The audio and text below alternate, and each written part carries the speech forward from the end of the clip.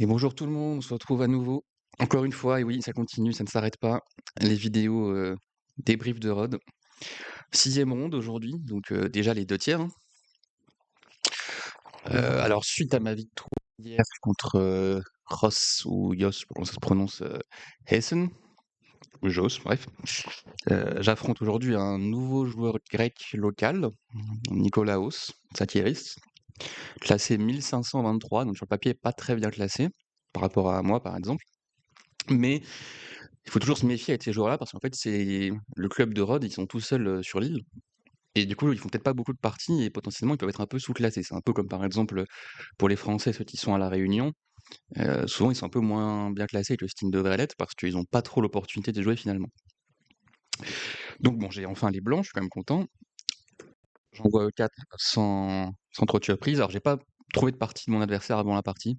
Donc, bah, pas de préparation. Je suis prêt globalement sur un peu tout pour le niveau de cette partie. Et il fait D5, une scandinave. Bon, très bien, j'ai pas révisé, mais soit, je connais un peu les plans. Et ce qu'il va prendre avec la dame, aussi il va jouer cavalier F6, il joue la ligne à cavalier F6. Donc l'idée normalement c'est de reprendre le pion D5 avec le cavalier plutôt que la dame pour pas que la dame puisse se faire attaquer facilement en D5. Je fais cavalier F3, logique. Et là il me surprend, il prend avec la dame. Bon, pourquoi pas, ça se joue de prendre directement avec la dame, mais généralement ceux qui font cavalier F6 c'est pour prendre en D5 après.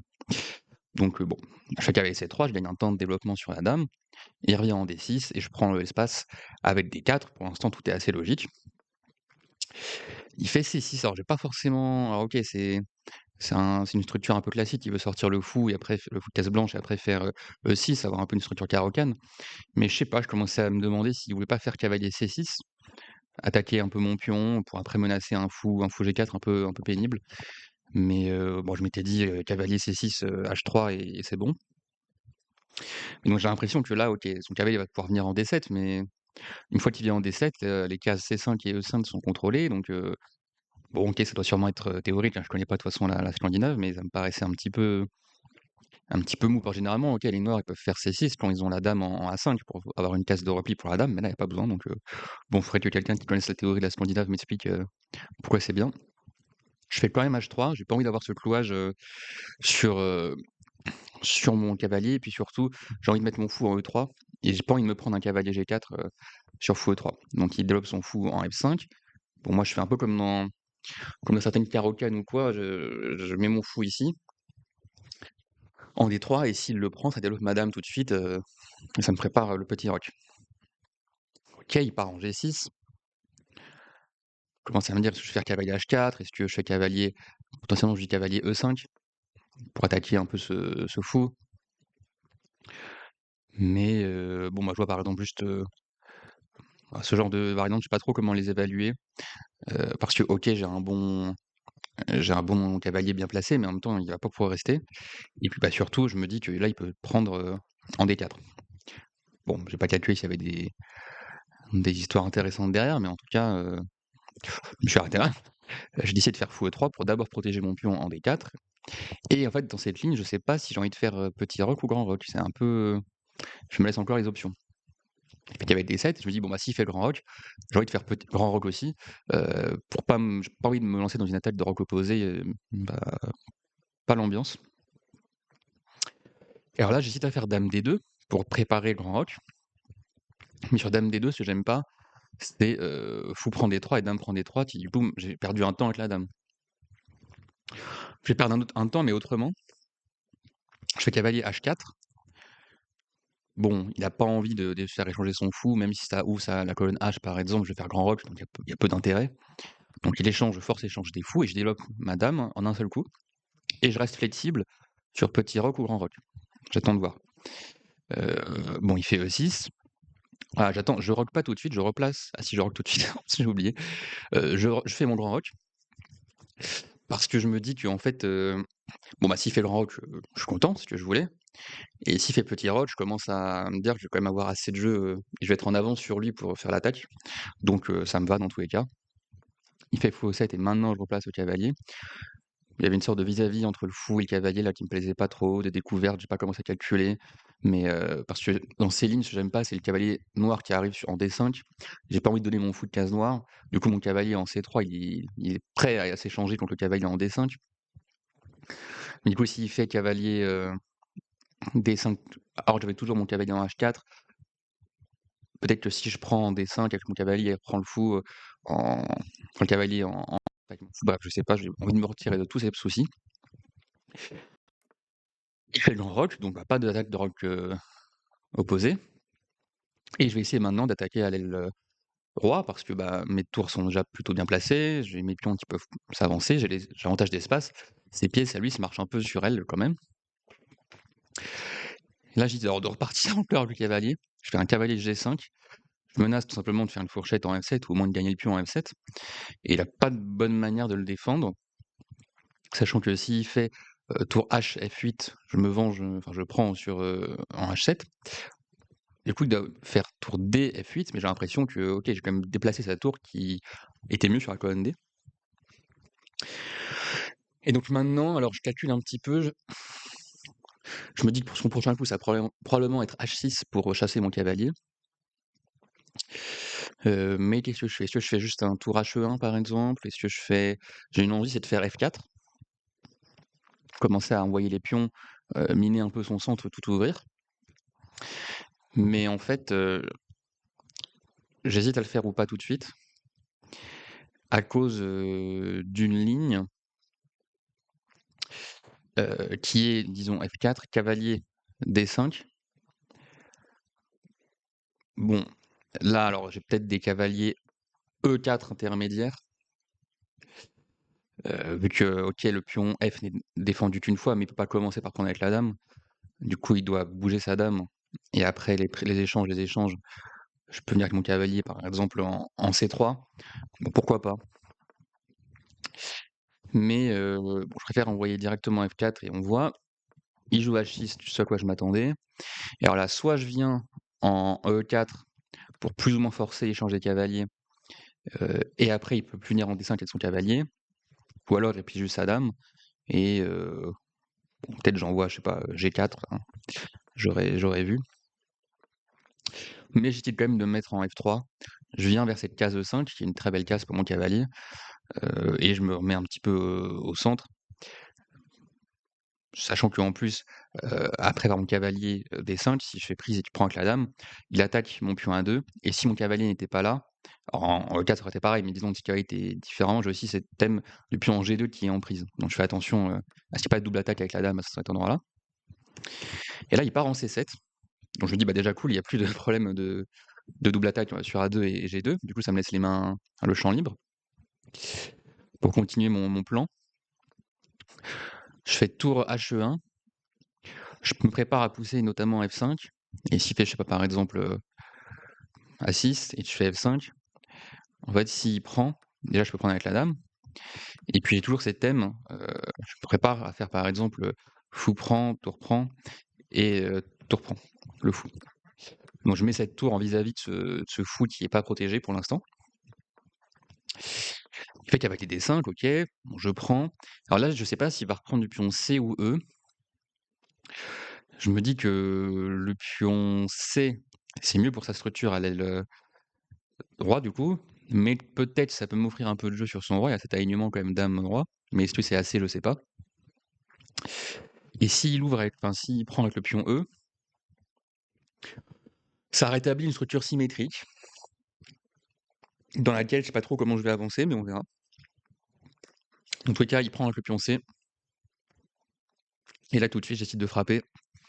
F5, on est dans une espèce de structure, alors je vais pas dire Carlsbad, parce que c'est pas exactement ça, mais il y a des idées similaires, et vraiment je viens ouvrir au centre, et créer une faiblesse en E6. S'il vient prendre, bon bah là je me régale, j'ai la dame qui arrive, qui attaque D5, je menace toujours les fous prend H6 et tour prend E7. Cavalier pourra venir en E5, enfin, bon là ça serait compliqué pour lui. Du coup il prend pas, et il fait tour F8, j'imagine pour justement défendre son fou et qu'il n'y ait plus de thème tactique lié à ça, mais bon, bah, du coup, je prends en E6, il reprend en E6. Il a plus le tour sur la colonne F, donc c'est dommage pour lui et bah, il a cette faiblesse, ce pion arriéré en E6. Mais bon, comment continuer? C'est pas simple. Je peux pas venir en E5, c'est contrôlé assez de fois. Mon fou, finalement, il peut pas faire grand-chose, sur la grande diagonale. Si je peux pas venir, alors je peux venir en G1 pour enfin pour faire après par exemple fou H2 protégé par le cavalier pour essayer de prendre la grande diagonale. J'ai pas envie de faire C4 pour l'instant en plus je peux pas, mais ouvrir mon roi c'est pas top non plus. Et OK, il va peut-être pouvoir mettre ses tours sur la colonne F et bon ça joue, mais voilà, j'essaye de pas laisser filer une chance, potentielle. Je fais fou F2, je menace tour prend E6. Je calcule des petites variantes, sympas qu'il faut quand même, avoir en tête. C'est si je prends, il y a pas de découverte, échec et tour prend, parce que je peux faire cavalier prend et en fait le cavalier, défend la tour. Donc s'il prend la tour, bah, je récupère et c'est bon et si jamais il prend le cavalier, bah, j'échange par exemple les tours et là je suis content. Heu, mais bon, faut quand même s'en assurer qu'on menace vraiment de prendre en E6. Du coup, il fait fou F6 que j'avais prévu pour défendre son pion et là, j'avais commencé à me dire: «Est-ce que je fais pas un dame G4?» enfin G6 pardon. Alors j'avais pensé déjà que mon fou était encore en E3. En fait, la dame attaque la tour en E8. Du coup, si je prends par exemple avec le fou en H6, il peut pas faire tour prend parce que j'aurais dame prend en E8. Mais bon, je me dis: «Ma dame est peut-être un peu, loin là-bas» et surtout je vois un plan. Je fais, dame A3, j'attaque le pion A7. Il défend avec A6, logique. Et là, je fais tour D3 avec une double idée. Déjà, je menace tour C3 clou la dame, on sait jamais. Et puis, bah, je peux venir après en E3, doubler mes tours et mettre une vraie pression sur ce pion E6. Donc comment il fait? Il fait roi D8 pour pas que sa dame soit clouée.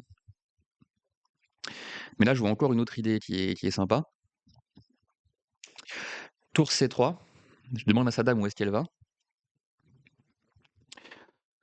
Si elle va en B6, en B8 pardon, bon, je sais pas exactement, ce que j'aurais fait, mais je sais pas, peut-être à dame A5, enfin bon, la dame commence à être, hors jeu et sur dame B6 qui centralise un peu plus la dame et ce que j'avais calculé, bah, en fait, maintenant, je peux prendre la diagonale avec fou G3. Donc avec ce, heu, dame A3, j'ai pu laisser passer la tour en C3 et libérer la grande diagonale pour mon fou et là, alors il a, à mon avis, qu'un seul coup, enfin dans la partie, vous me dites ça parce que je menace de faire, fou C7 quand même, gagner la dame pour, fou et tour.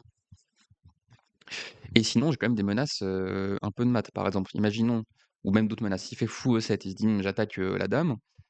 En fait, j'ai fou, C7 et par exemple, si jamais il veut se décaler, bah, j'ai échec à la découverte et sinon, j'imagine que ça, j'avais pas calculé ça dans la partie, donc j'aurais pas fait ça de toute façon. Hem et bon, enfin, en tout cas, il y a des problèmes et il fait E5 qui est un peu le seul coup. Il donne un pion, mais pour fermer les lignes. Alors là, je me mets à calculer pas mal parce que j'ai pas envie de laisser filer, l'opportunité. Je regarde s'il y a quelque chose et en fait, quelque chose me fait peur. Alors, essayer de visualiser potentiellement ce qui peut me faire peur. Heu, bon déjà je veux jouer cavalier prend E5 pour forcer un peu les échanges, sinon je menace des coups comme par exemple, heu, cavalier F7. Donc je me dis cavalier prend, on va imaginer qu'il fait prend, c'est de faire je vais pas réussir à faire mes flèches au trackpad, les faire toutes d'un coup, donc on va dire, suivez avec moi, cavalier prend E5, cavalier prend E5, fou prend E5, fou prend E5,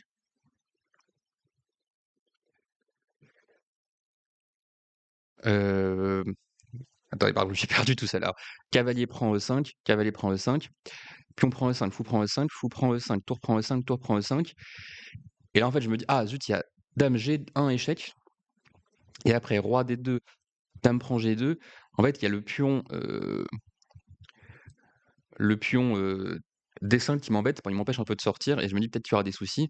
J'ai une tour qui est pas protégée en E5 et cetera, mais en fait, je me dis: «Ouf, sur, dame prend G2 échec, j'ai tour E2 le retour et il y a pas d'autre échec». Par s'il fait par exemple dame F4 échec, j'ai tour, C, E3 qui couvre à mon avis. Alors à voir après, s'il y a pas des D4, enfin bon, c'était un peu compliqué, mais je me dis que ça va quand même, donc je vais pour prendre le pion. J'hésite de prendre avec le pion pour, pousser un peu son fou et avoir un pion passé maintenant. Il revient, en E7 et là, bon, j'ai l'impression que j'ai plus tant d'attaque que ça sur son roi, mais j'essaie de transformer, ma pression et mon pion de plus dans une finale, avantageuse pour moi. Donc là, je menace le pion D5 sur échec, je menace sinon aussi le pion B7, donc il est plus ou moins forcé d'échanger. On échange. Il pousse B5, je fais tour D3, je menace le pion D5. Comment il le défend? Bah, il peut pas. Alors il fait fou G5 échec, je mets mon roi en D1. Il part en E7, alors là, je suis tenté de faire, tour prend D5, mais bah, en fait, il y a beaucoup mieux. Je vous laisse 5 secondes si vous voulez chercher. Et oui, maintenant il y a H4, le fou est enfermé vu que le roi prend sa case en E7 et le fou n'a pas de case. Donc il sacrifie le fou pour récupérer, bah, un pion quand même malgré tout et activer son roi. Et alors là, j'avoue, je vais pas faire les coups les plus précis parce que, bon, j'ai un fou de plus quoi, donc je me dis tant que ça perd pas, enfin tant que ça fait pas nul et que ça perd pas l'avantage, je vais pas chercher le coup le plus précis, ce qui est une faute, hein. Faut faire attention à jamais se relâcher, mais bon, ça fait quand même maintenant peut-être, 2 heures et demie, 45, qu'on joue, j'ai envie de vite rentrer. Donc je fais tour F3, alors je pense que tour C3 par exemple c'est mieux ou tour F1 pour en fait contrôler les 2 colonnes ouvertes parce que là maintenant, après tour C3, j'aurais peut-être de ramener mon roi un petit peu, le mener vers par exemple potentiellement D4, mais OK, il fait tour C4, attaque mon fou. Donc je remets mon fou en F2 pour après faire un setup avec C3, fou D4, que tout se tienne et tu mets tour, puis ensuite aller mater le roi ou prendre les pions, aller le droit. Donc OK, il double quand même les tours. Je fais un petit coup de C3 pour pas qu'il prenne en C2 sur échec. Il part en A4, je pousse A3.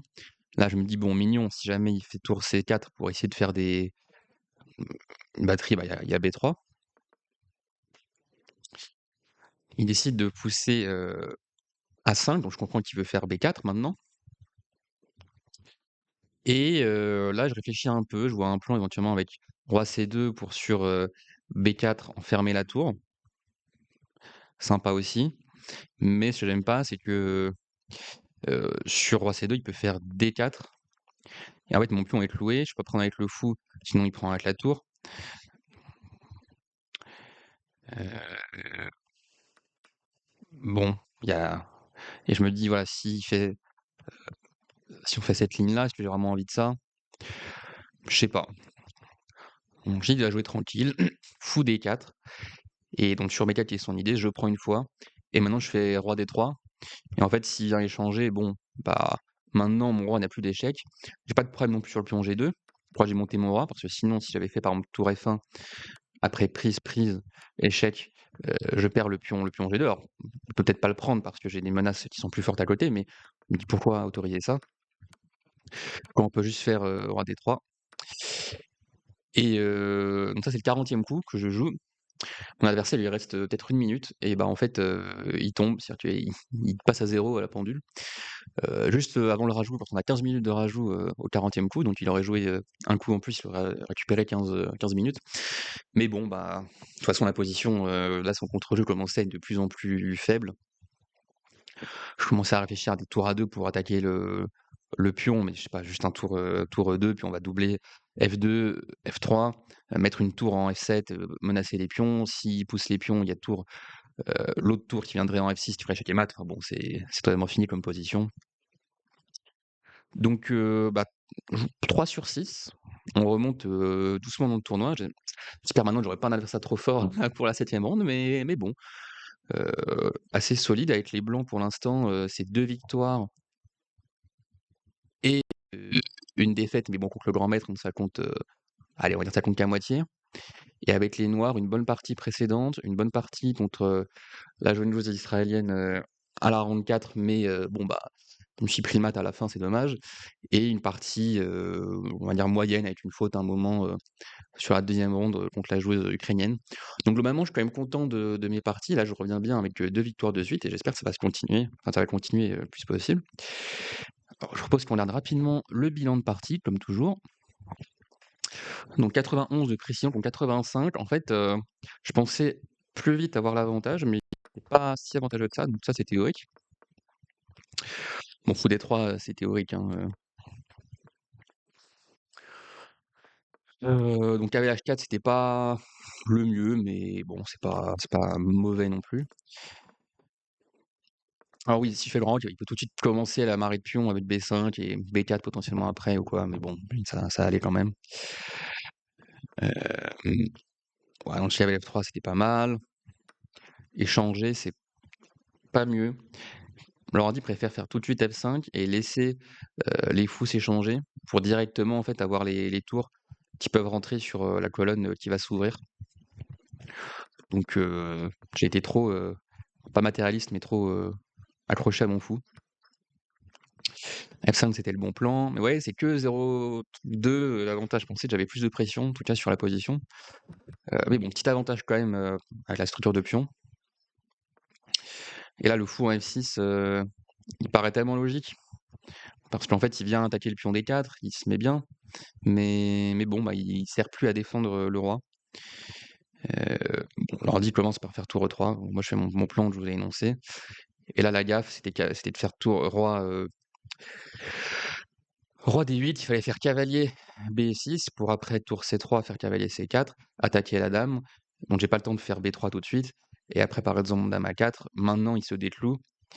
Heu, et après un coup, comme par exemple B3 si je veux clouer, bah, il y a toujours, l'échec ici, où il s'en sort et il y a plus de problème. Mais bon, il a loupé et donc maintenant, tour C3 c'était la bonne idée. Maintenant, il fallait même enfoncer le clou avec tour B3, heu, et après revenir en C3 ou monter l'autre tour en E3. Mais bon, j'aime bien prendre la diagonale avec mon fou, c'est quand même le top coup de l'ordi aussi.